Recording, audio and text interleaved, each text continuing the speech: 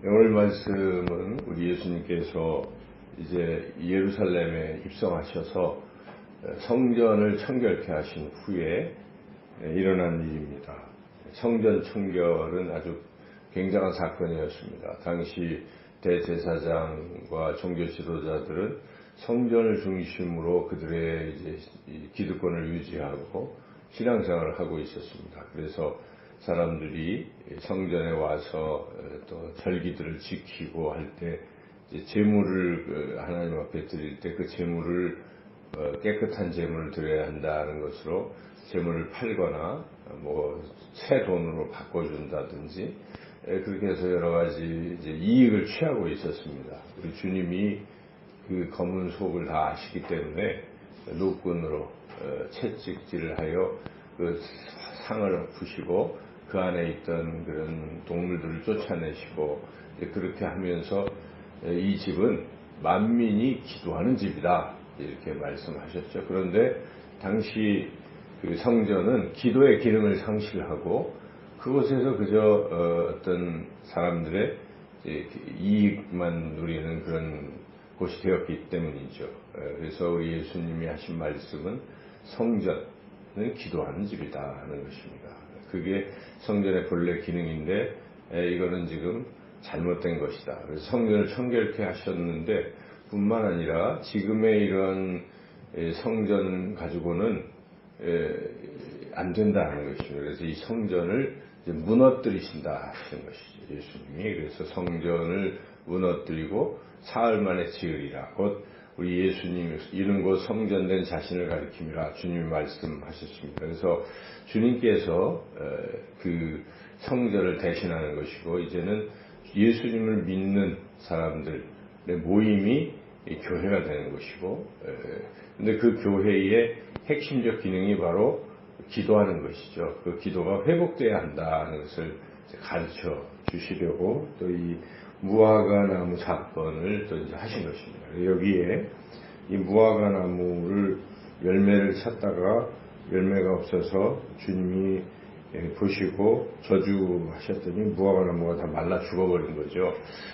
어떻게 보면 예수님의 인자하심과는 좀 어울리지 않는 이런 일이죠. 예수님은 사랑이신데 먹을 게 없다고 해서 나무를 막 바르게 하면 예수님의 인성과 연결이 안 됩니다. 그래서 흔히들 이해를 잘 못하죠. 이 본문의 내용을. 그러나 이것은 앞에 성전 청결 뒤에 이 사건이 나왔기 때문에 이는 곧 무화과 나무가 열매가 없다는 것은 무화과 나무는 곧 이스라엘을 상징하는 것이고 이스라엘이 열매가 없을 때는 이와 같은 운명을 맞이하는 것이고 그 이스라엘 사람들이 당시 신앙도 없으면서 성전에 그냥 모이기만 하는 그것 자체를 주님이 깨뜨리시겠다는 하나의 상징적인 그런 사건인 것이죠. 그러면서 주님이 이어서 이제 하신 말씀에 우리가 주목해야 되는데 여기서 특별히 제자들은 이러한 어떤 깊은 뜻을 알지 못하고 있습니다. 그냥 단지 나타나는 현상만 보고 이 나무가 막 말라버렸어. 주님 말 한마디에 갑자기 살아있던 나무가 죽으니까 놀래가지고 아니 이런 일이 어떻게 일어날 수 있을까 하는 데만 초점을 맞추고 있죠. 그럼에도 불구하고 우리 주님께서는 성전의 본질적인 기능은 기도하는 데 있다는 것을 알려주시면서 그 기도할 때에 제자들이 놀란 이런 기적이 어떻게 일어날까 할 때 그러한 기적이 일어날 수 있는 그런 핵심적인 것은 믿음이다 하는 것을 분명히 또한 가르쳐 주시는 것이죠. 그래서 여기에 제자들이 어떻게 이런 일이 있습니까 할 때 예수님이 하신 말씀은 믿음만 있으면 이 무화과 나무가 이렇게 되는 정도가 아니라 이 산 떨어들려 바다에 던져지라고 해도 된다. 이것을 말씀하시는 겁니다. 물론 이것도 상징적으로 산은 성전이 있는 성전산이고 성전이 지금 바다에 빠져서 무너지게 된다. 성전이 이제 사라지고 예수님이 성전이 되신다는 것도 이제 말씀하시는 것이지만 여기서 이제 제자들의 그 눈높이에 맞추는 말씀은 그런 기적은 믿음으로 되는 것이다 하는 것을 분명히 말씀하시는 것이죠. 그래서 여기에 22절 한번 다시 한번 읽어보겠습니다. 너희가 기도할 때에 무엇이든지 믿고 구하는 것은 다 받으리라 하시니라. 너희가 믿음이 있고 의심하지 아니하면 기도하는 대로 응답이 된다는 것입니다. 그래서 오늘 우리가 이 말씀을 통해서 우리가 기도 응답의 비결, 핵심적 비결은 믿음에 있다 하는 것을 우리는 분명히 깨달을 수가 있습니다. 이 믿음이 무엇인가? 여러분, 믿음이 우리 신앙의 핵심입니다. 믿는다는 것. 그래서 히브리서 기자는 믿음이 없으면 뭐라고 얘기합니까? 하나님을 기쁘시게 할 수 없다라고 분명히 말씀하고 있습니다. 믿음이 없이는 하나님을 기쁘시게 하지 못하나니 하나님께 나아가는 자는 반드시 그가 계신 것과 또한 그가 자기를 찾는 자들에게 상 주시는 이심을 믿어야 할지니라. 그래서 하나님이 살아계시고 하나님께 기도하면 하나님은 응답하시고 상 주시는 분이시다. 이것을 믿어야 합니다. 이걸 믿을 때 하나님이 기뻐하시는 것입니다. 이런 것을 믿지 아니하고 그냥 자기 힘으로 뭐든지 해결하려고 하고 있으면 훌륭한 게 아닙니다. 그것은 이 하나님 힘들게 안 하고 자기 수고하고 애쓴다 이렇게 보는 게 아니고 하나님 기뻐하시지 않는다는 것입니다. 그래서 우리가 무엇이든지 하나님께 의뢰하고 하나님을 신뢰하고 하나님께 기도하는 것이죠. 그런 것이 그 믿음을 갖는 것, 이것이 하나님을 기쁘시게 하는 일이다 하는 것입니다. 그런데 제자들은 실제로 예수님을 따라가면서도 이 믿음이 부족했어요. 그래서 예수님이 인자하신 예수님이 제자들과 동행하실 때 그게 뭐 다 잘해주시잖아요. 제자들을. 그런데 예수님이 화를 내실 때가 화라기보다 제자들을 책망하실 때가 있습니다. 꾸짖으실 때. 그때 꾸짖을 때는 다른 게 아닙니다. 예수님을 안 믿는 거예요. 어떤 일을 할 때마다 바다에 빠져서 막 벌벌 떠는 것도 예수님이 계시면 떨 필요가 없는데 떨고 있을 때 어찌하여 믿음이 없느냐 이렇게 예수님이 꾸중을 하신단 말이죠. 그래서 항상 믿음이 적은 자들아 어찌 믿음이 없느냐. 질책의 핵심은 믿음 없음입니다. 그래서 예수님이 싫어하시는 것은 믿음이 없는 사람을 싫어하신다. 그러면 반대로 믿음을 가진 자들은 하나님이 기뻐하신다 하는 것입니다. 그래서 그런 하나님 기뻐하시기 때문에 그런 믿음을 가지고 기도하는 것은 응답이 되는 것입니다. 그래서 우리가 이 믿음이 참 중요하다는 것을 먼저 깊이 깨달아야 합니다.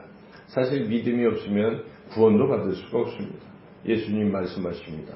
하나님이 세상을 이처럼 사랑하사 독생자를 주셨으니 이를 그를 믿는 자마다 멸망하지 않고 영생을 얻게 하려 하십니다. 믿는 자마다 믿어야 우리가 구원받지 않습니까? 영생을 얻지 않습니까? 믿음이 없이는 우리가 구원받을 수가 없습니다. 사도 바울도 그 간수에게 빌립보 간수에게 주 예수를 믿으라. 그리하면 너와 내 집이 구원을 얻으리라. 결국 우리는 믿음으로 구원을 받는 것입니다. 근데 이 믿음이 약해질 때 구원에 이르기가 어렵다는 것이죠. 우리가 구약의 역사를 보면 이스라엘 백성이 하나님이 약속하셨습니다. 내가 너희들을 이제 애굽 땅에서 구원해서 가나안 땅으로 인도하겠다. 이 약속을 하셨어요. 그런데 이것을 끝까지 믿어야 되는데 잘 안 믿는 것입니다. 분명히 그 애굽에서 신음하는 그들을 하나님께서 모세를 통해서 홍해 바다를 건너게 하시고 이렇게 건너게 하셨잖아요. 조금 있으면 이제 가데스 바네아를 거쳐서 가나안 땅으로 들어가면 되는 것이죠. 그게 그 길이 길지도 않습니다. 한 1년 몇 개월 만에 가데스 바네아에 도착했어요. 이제 들어가면 되는데 그때 정탐꾼을 보내자고 하고 이러면서 정탐꾼 12명 중에 10명이 어떻게 합니까? 안 된다. 거기는 너무 센 사람들이 살고 우리 죽었다. 이제는 갈 수 없다. 불신을 드러냈던 것이죠. 그때 오직 갈렙과 여호수만이 하나님 우리가 함께 하시니까 들어갈 수 있다 하고 믿음을 표현했을 때 하나님께서 그 열 정탐꾼의 그 불신 때문에 그 불신이 중요한 것은 백성들이 그 불신자를 따라가는 것입니다. 그래서 다 같이 그 1세대는 그냥 방에서 뱅뱅 돌다가 죽었어요. 들어가지 못했습니다. 오직 갈렙과 여호수아 믿은 두 사람만 결국 구원받게 됐다. 그것을 통해서 알려주시는 것입니다. 믿음으로 구원받는다는 것입니다.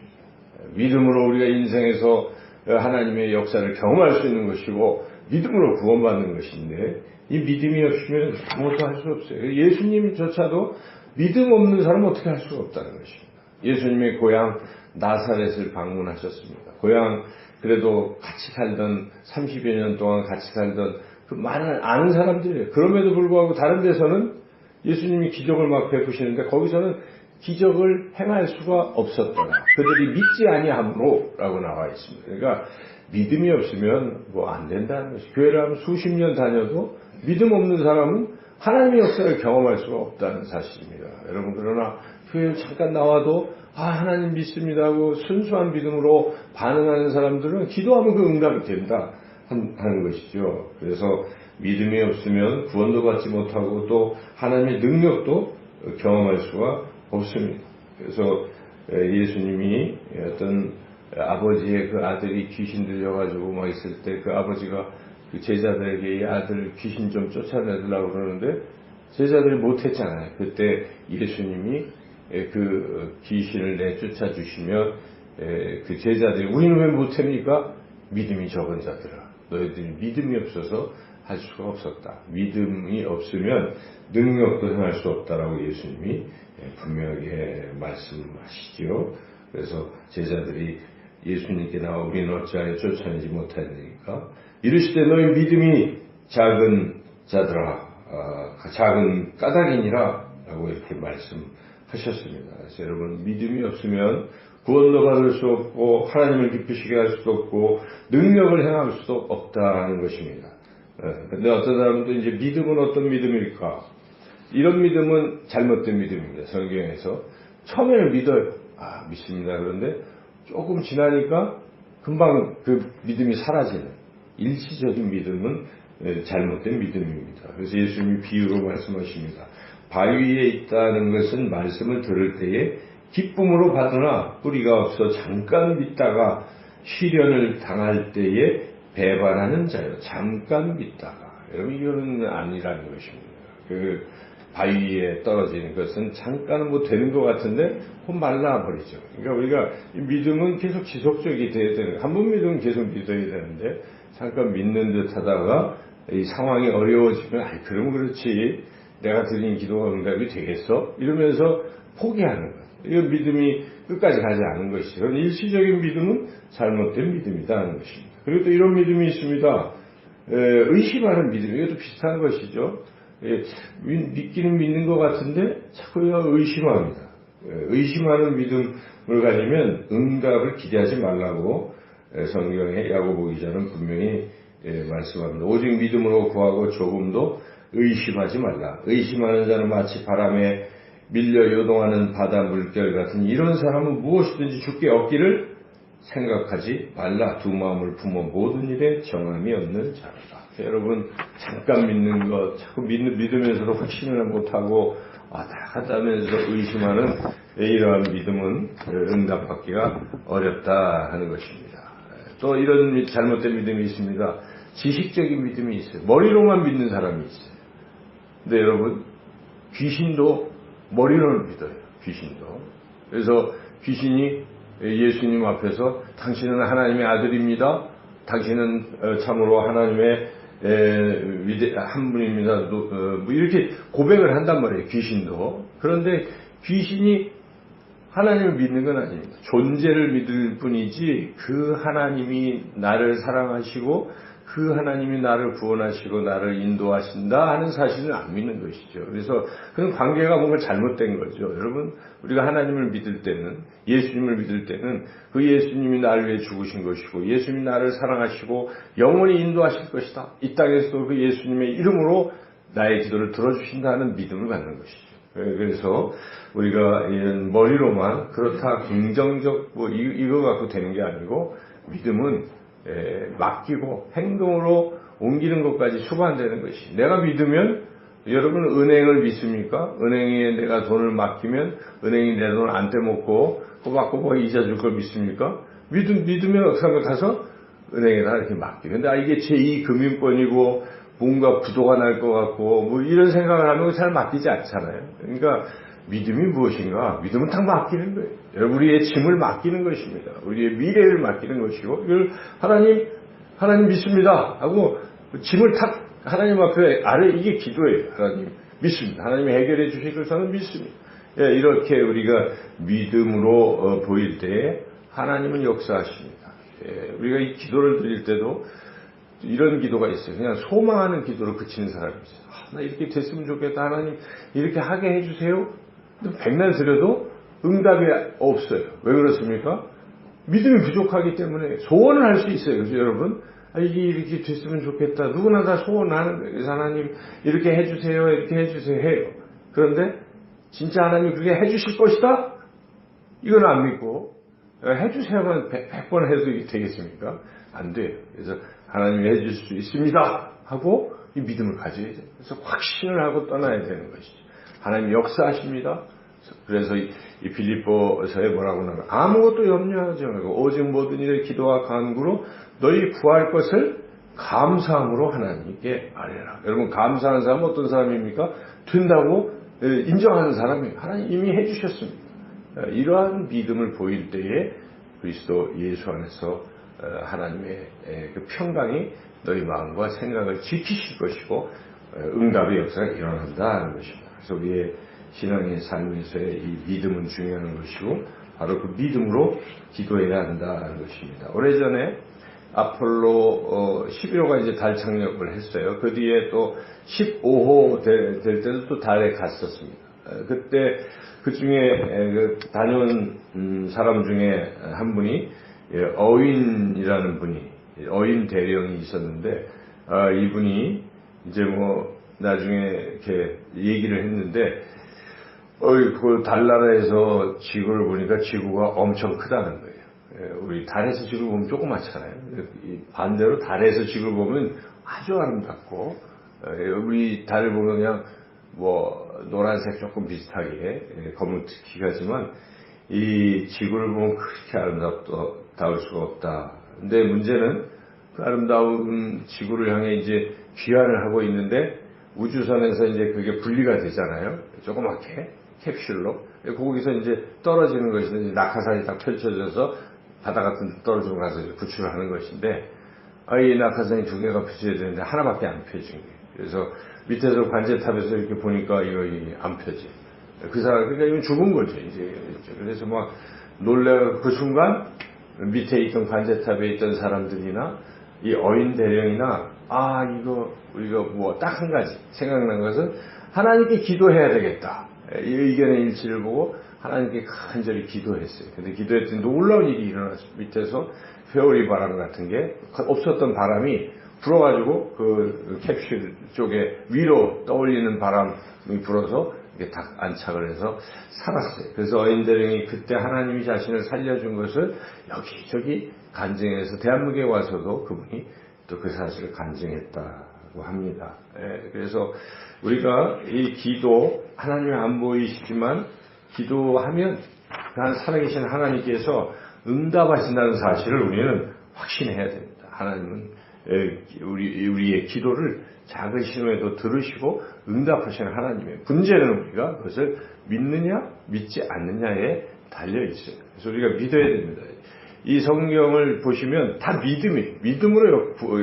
구약에도 나만 장군 그 엘리사가 와가지고 나가보지도 않고 요단강에 가서 7번 들어갔다 나갔다 하면 낫는다 했더니 막 화가 나가지고 내 같은 장군이 왔는데 뭐 말도 안 하고 우리는 그런 강에 얼마든지 있다 뭐 이러면서 안 들어갔을 때 옆에서 그래도 좀 들어가세요 하니까 뭐 좀 부족한 믿음이지만 믿음으로 강물에 7번에서 깨끗이 낫다 하는 것이죠. 그래서 믿음이 중요하다 하는 것이고 이 병자들을 이제 예수님이 고쳐주실 때 다 뭐라고 말씀하십니까? 예수님이 내 믿음이 너를 구원하였다. 내 믿음이 크도다. 계속 믿음을 말씀하셨어요. 그러니까 우리가 성경을 종합해보면 무엇입니까? 역사는 믿음으로 경험하는 거예요. 그래서 믿고 구하면 다 받으리라. 예수님은 그렇게 말씀하고 계신데 여러분 이 말씀을 분명히 믿으시기를 축원합니다. 그리고 이 믿음은 점점 커져야 한다는 것입니다. 예수님이 어떤 여인을 보고 얘기할 때 내 믿음이 굉장히 크다 이렇게 칭찬도 하십니다. 제자들에게는 어찌하여 이 믿음이 적으냐 이런 말씀을 하신 것을 볼 때에 믿음은 자꾸 성장하고 또 튼튼해진다는 것을 우리가 알아야 돼요. 그러니까 믿음의 근육이 튼튼해지는 사람은 기도하면 응답의 역사가 계속 일어나고 경험하게 되는 것입니다. 우리는 이 특별 새벽 기도의 둘째 날을 맞이해서 그렇구나. 믿음으로 기도하면 응답받는다 이 사실을 확신하시고 계속 하나님 앞에 기도할 때 기도의 제목에 첫 번째 둘 것은 다른 것이 아닙니다. 하나님 저에게 믿음을 주십시오. 저를 불쌍히 여기시고 믿음을 주십시오. 그래서 그 굳센 믿음도 선물입니다. 믿음을 가지고 그 믿음으로 여러분의 간절한 소원을 믿음으로 하나님께 아뢰시면 응답의 역사가 우리 모두에게 일어날 줄로 믿습니다. 기도하겠습니다. 참 좋으신 하나님 감사합니다.